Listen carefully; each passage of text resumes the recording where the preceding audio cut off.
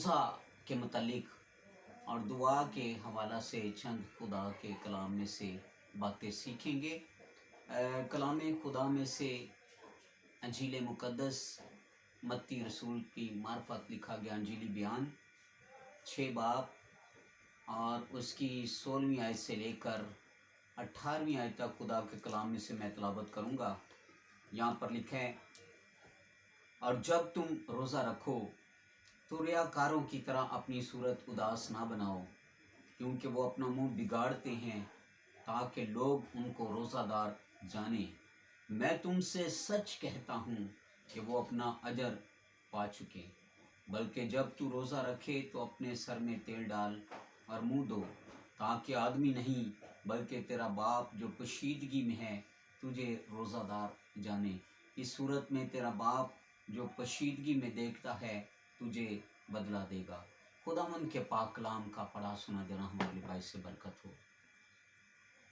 सबसे पहले रोज़ा के लिए हम देखेंगे जो यूनानी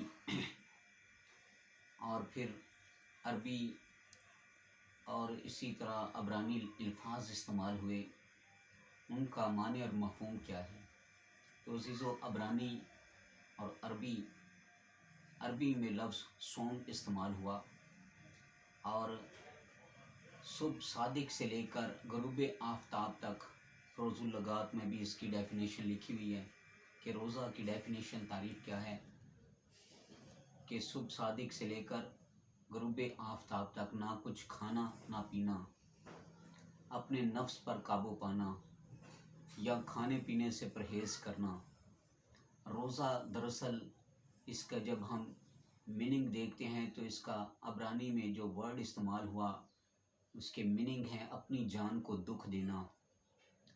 यूनानी में भी इसका जो वर्ड इस्तेमाल हुआ यूनानी ज़ुबान में, वो भी यही मतलब निकलता है कि अपनी ख्वाहिशात पर कंट्रोल पाना, अपने नफ्स पर कंट्रोल करना, खाने पीने से रुके रहना, बाज रहना और खुदा की कुर्बत और नज़दीकी में रहना, ये रोज़ा है।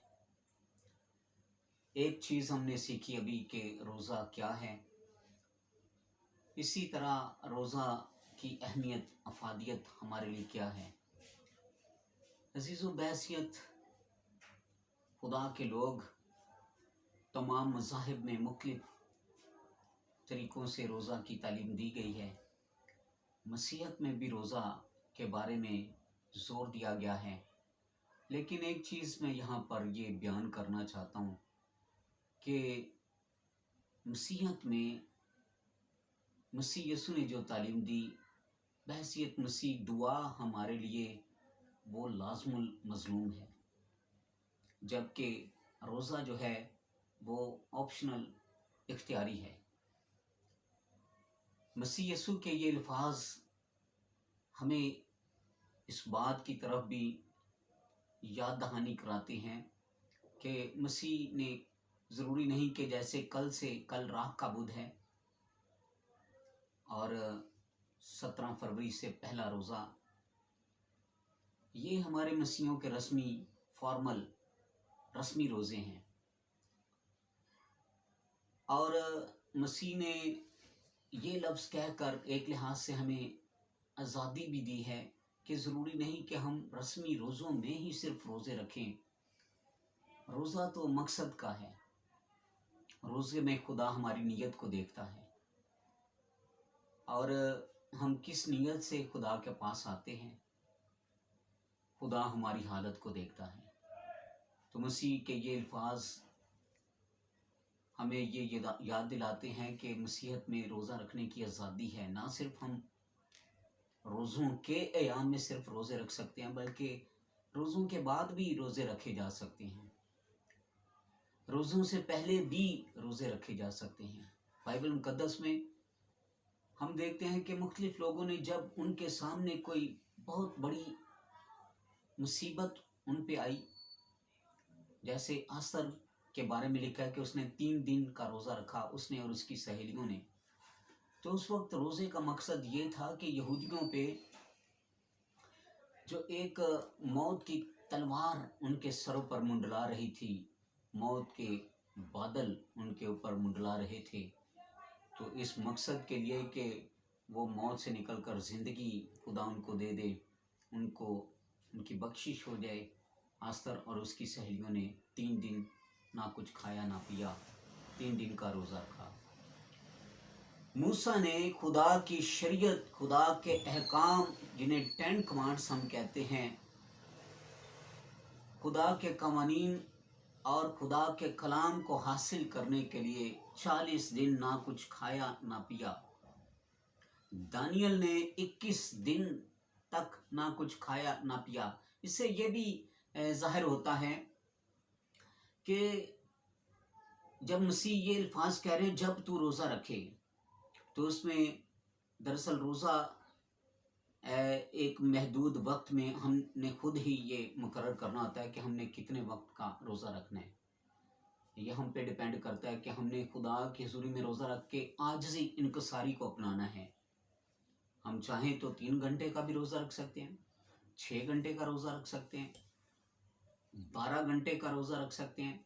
18 घंटे का रोज़ा वो अमल है जिसमें हम कुछ वक्त ना कुछ खाए पिए बगैर खुदा की हुज़ूरी में आजिज़ हो जाना, हलीम हो जाना, जौ की तरह अपने सर को झुका देना, फरोतन हो जाना, खुदा की हुज़ूरी में इनकिसारी और आजिज़ी को अपनाना और खुदा से अपना मुतालबा या इल्तिजा करना, दरख्वास्त करना, ताकि वो रोज़े की हालत में मुझे और आपको कबूल करे और वो हमारे रोज़े का जवाब दे। तो अज़ीज़ों, ये अल्फाज मसीह के हमें एक लिहाज से आज़ादी भी देते हैं कि जब तू रोज़ा रखे। और यहाँ पर रोज़ा रखने के बारे में मसीह ने तालीम दी कि रोज़ा रख के हमने अपनी सूरत नहीं बिगाड़नी। हमारा चेहरा ऐसा ना हो कि उतरा हुआ चेहरा है और जो है उदास या परेशान हम दिखाई दें, या ये भी ना ज़ाहिर करें कि रोज़ा रख के हम खुदा पे एहसान कर रहे हैं। हम खुदा पे एहसान नहीं कर रहे, बल्कि हम तो रोज़ा रख के खुदा से अपना मकसद हासिल कर रहे हैं, खुदा से अपनी बरकत हासिल करने के लिए रोज़ा रखते हैं। और खुदा हमें फिर रूहानी तौर पर भी रोज़े के वसीले बरकत देता है और जिस्मानी तौर पर भी बरकत देता है। जिस्मानी फ़ायदे ये हैं, जो कोई रोज़ा रखता है इससे आँखों की रोशनी में जो है वो बेहतरी आती है और फिर क़ुव्वत समात में बेहतरी आती है। हमारा इंसानी दिमाग जो है वो ठीक से फंक्शन करता है, हमारा स्टमक, मैदा वो ठीक से काम करता है।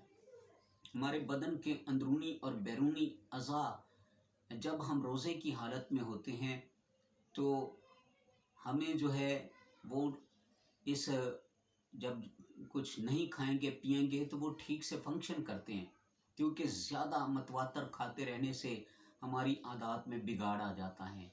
तो रोज़ा रखने से हमें अपने बदन पर कंट्रोल करना, काबू पाना हम सीख लेते हैं। इसी तरह जब हम रोज़ा रखते हैं तो रोज़ा कुर्बानी है और इसमें कुर्बानी देने वाला कुर्बानी लेने वाले के करीब आ जाता है। हम खुदा से रूहानी नेमतें हासिल कर सकते हैं, रूह की नेमतें और फल पा सकते हैं। हम इस मकसद के लिए भी रोज़ा रख सकते हैं। रोज़े का कोई ना कोई मकसद हो, बगैर मकसद के रोज़े अगर हम रखते हैं तो ये फ़र्ज़ी रोज़े हैं और खुदा फ़र्ज़ी रोज़ों को नहीं पसंद करता। खुदा वो रोज़ा जो हमारी नीड को, ज़रूरियात को पूरा कर दे, हमारे रोज़ों का कोई टारगेट हो, कोई गोल हो, कोई मकसद हो।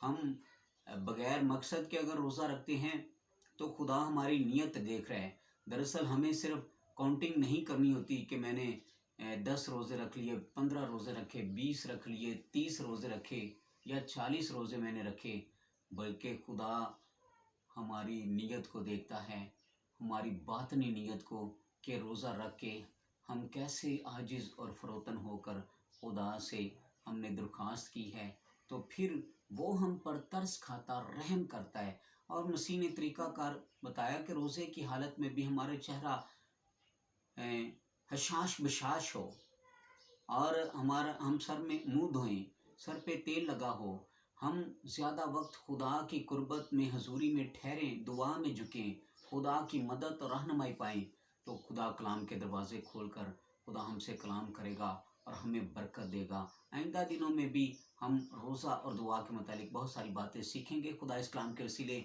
हम सबको बरकत दे। हमारे इस YouTube चैनल को सब्सक्राइब कीजिए, दूसरों को शेयर करें, लाइक कीजिए, कमेंट्स कीजिए, ताकि हम ऐसी बहुत सारी वीडियोस के ज़रिए आपके लिए बरकत का बायस बने। Thank you so much.